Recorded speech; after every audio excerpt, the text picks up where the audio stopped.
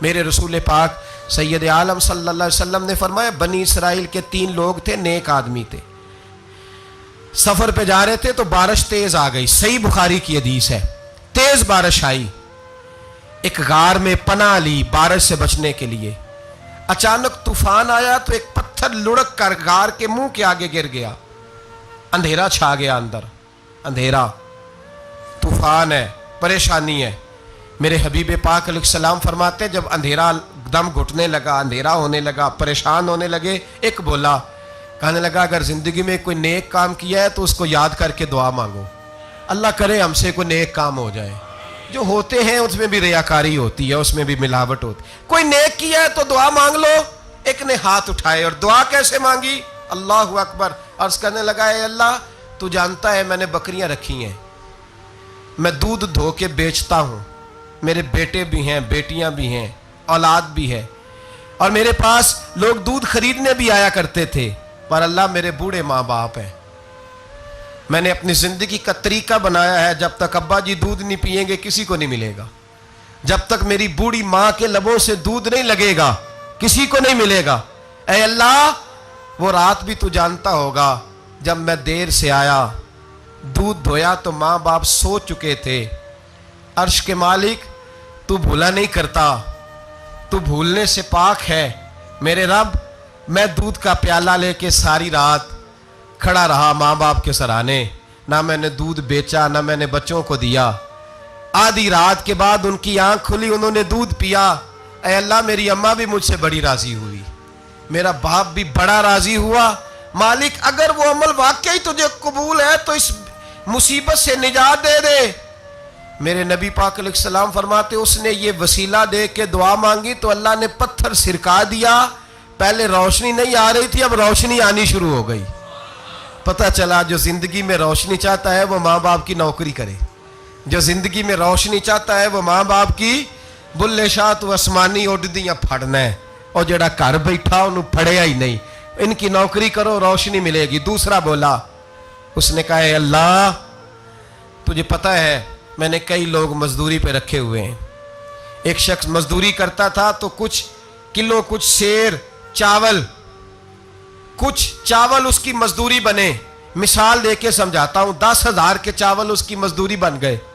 میں نے اس کو کہا مزدوری لے لے تو وہ ناراض ہو کے چلا گیا ناراض ہو کے، لیکن اے اللہ میں نے اس کا مال کھایا نہیں، میں نے مزدور کا حق رکھا نہیں، اے اللہ میں نے 10,000 علیحدہ کر دیا، وہ چاولوں کی قیمت میں نے علیحدہ کر دی، جب میں کاروبار کرتا تو میں نے اس کا پیسہ انویسٹ کر لیا، پھر اس پیسے سے میں کماتا رہا، ایک وقت آیا کہ زمانے بیت گئے، وہ 10,000 10 لاکھ یا جو سمجھ لیں 10 کروڑ ہو گیا، کئی گائیں کئی اونٹ کئی پلاٹ آ گئے، اے اللہ کئی زمانے کے بعد وہ مزدور لوٹا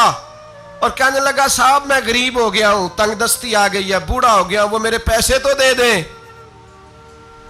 تم اے اللہ میں بے ایمان نہیں ہوا، ایک رتی برابر بھی میرے دل میں میل نہیں آئی، میں نے کہا یہ اتنی درجن گائیں تیری،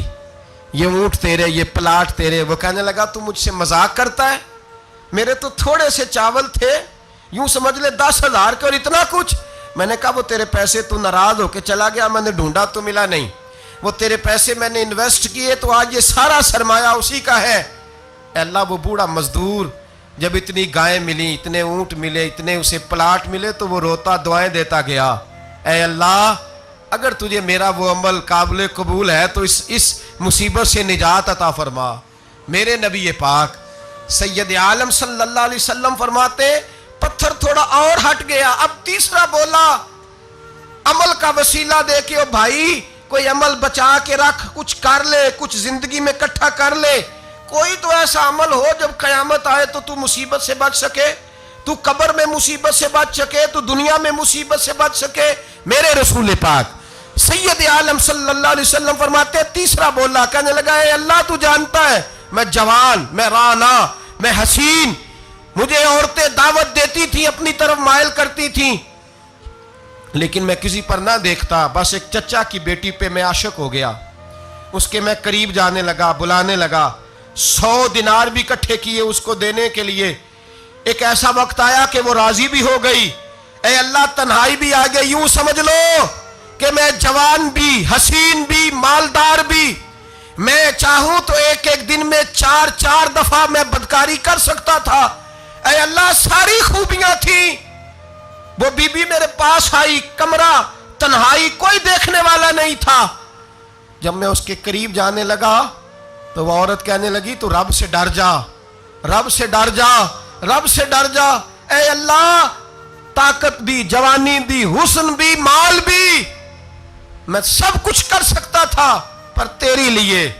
اور اگر مسلمان ہوگا تو کہے گا اے اللہ تیرے رسول کے لیے، اے اللہ مدینے والے چاند کی بات مان کے، اے اللہ آمنہ کے معصوم کی بات مان کے، اے اللہ جناب فاطمہ الزہرا کے ابا کی بات مان کے میں نے اپنے نفس کی خواہش کو کچلا، اور کچل کر کے میں نے وہ گناہ نہیں کیا، اس کو آزاد کر دیا۔ اگر وہ عمل تیری بارگاہ میں قبول ہے تو نجات دے دے۔ میرے نبی پاک فرماتے ہیں بس دعا ختم ہوئی تو اللہ نے پہاڑ دور پھینک دیا، اللہ نے نجات دے دی۔ اللہ کرے میری ملت کے جوان کو بھی یہ نیکی نصیب ہو جائے، اللہ کرے ماں باپ کی خدمت کرنے والے بن جائے، اللہ کرے ہم مزدوروں کا حق دینے والے بن جائیں، اللہ کرے ہم بے ایمانی دھوکے بازی کو چھوڑ دیں۔ اگر کوئی ایسا عمل ہوگا تو اللہ دنیا میں بھی نجات دے گا مشکلوں سے، قبر میں بھی اللہ نجات عطا فرمائے گا، قیامت میں بھی اللہ۔ عمل کا وسیلہ دینا رب کی بارگاہ میں جائز ہے، بولیے اللہ کے ناموں کا وسیلہ دینا جائز ہے۔ کوئی بھی عبادت اگر خلوص کے ساتھ کی جائے، میرے نبی پاک نے فرمایا فرض نماز پڑھ کے تو جو دعا بھی مانگے گا رب تیری قبول فرما لے گا۔ فرض نماز پڑھ کے جو دعا بھی مانگے گا اللہ تیری، اس کا مطلب ہے اعمال کی برکت سے اللہ دعائیں قبول کرتا ہے، اللہ دعائیں قبول۔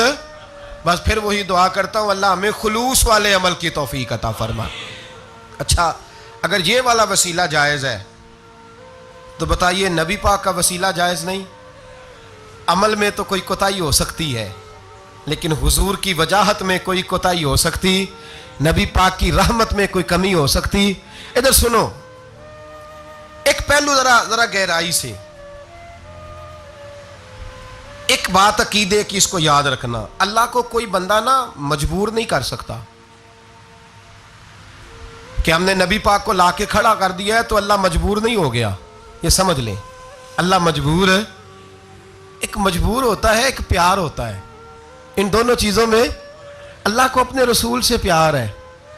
نبی پاک فرماتے ہیں میں دعا کرنے گیا اے اللہ میری امت پہ قحط نہ آئے، اللہ نے فرمایا ابھی نہیں آئے گا۔ اے اللہ میری امت کے چہرے نہ بدلیں، گناہ کریں تو مسخ نہ ہو، ابھی نہیں بدلیں گے۔ حضور فرماتے ہیں میں نے ہاتھ اٹھایا کہ اللہ یہ آپس میں لڑے نہ، توجہ کرنا جملوں پہ، اے اللہ یہ آپس میں لڑے نہ۔ اللہ یہ بھی کہہ سکتا تھا ابھی یہ نہیں قبول کرنی دعا، اللہ بے نیاز ہے نا، چاہے قبول کرے اور چاہے، توجہ کرو غور کرو بات پہ، اللہ چاہے تو قبول کرے چاہے تو،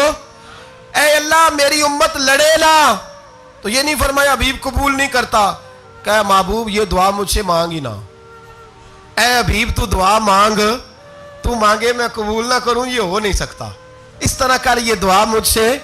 نبی پاک نے منافقین کے لیے دعا کرنی چاہیے کہ اے اللہ، اے مولا تو مہربانی فرما، اے اللہ کرم فرما، منافقین کو بھی بخش دے۔ تو میرے رسول پاک علیہ السلام فرماتے ہیں رب کریم نے مجھے منع کیا، اے محبوب یہ والی دعا، یہ دعا ہی نہ مانگ، یہ دعا اللہ کو کوئی مجبور کر سکتا،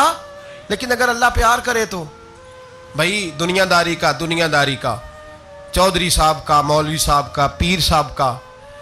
ایک عام مشہور مقولہ ہے، فلاں بندہ آ گیا تھا اس کو میں انکار نہیں کر سکتا تھا، کیوں جی وہ بندوق لے کے آیا تھا، کر دینا تھا انکار، فلاں آدمی آ گیا تھا پھر میں اس کو انکار،